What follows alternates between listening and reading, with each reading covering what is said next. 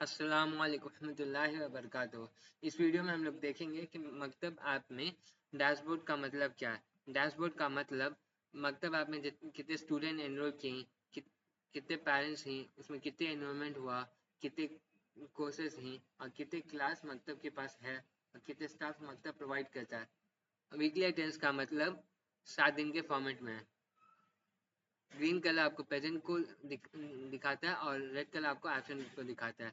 Like यहाँ पर Monday में 3 बच्चा आया है और 1 बच्चा एब्सेंट हुआ है। जिस दिन अटेंडेंस नहीं डाला गया उस दिन ब्लैंक दिखाएगा। फिर आपको कोर्स एनालिटिकल है। कोर्स एनालिटिकल का मतलब एक कोर्स में कितना सब्जेक्ट है और वो सब्जेक्ट में कितना एग्जाम कंडक्ट किया गया है और एग्जाम में कितने रिजल्ट पब्लिश किए हैं और उसके क्या एवरेज स्कोर हैं।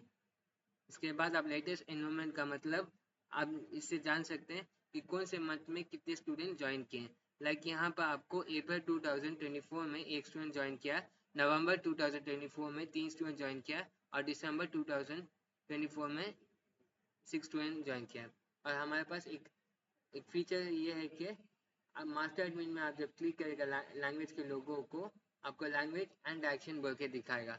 इसमें आके आप इंग्लिश को चूज करके, आपको नहीं लेफ्ट में नहीं चाहिए, राइट में चाहिए, तो जब आप राइट को क्लिक करेगा फिर अप्लाई पर क्लिक करेगा तो पूरा आपको यहाँ पर डैशबोर्ड स्ट्रक्चर ये पूरा मॉड्यूल आपको राइट में आ जाएगा।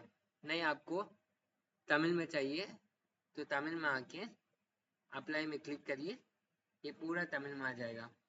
नहीं आपको उर्दू में चाहिए, उर्दू में आके क्लिक करिए। यहाँ पर उर्दू लेफ्ट में चाहिए तो लेफ्ट में क्लिक करके अप्लाई पर क्लिक करिए, पूरा चीज़ उर्दू में आ जाएगा यहाँ पर। इस तरीके से आप अपने मर्जी से किसी भी लैंग्वेज में कन्वर्ट कर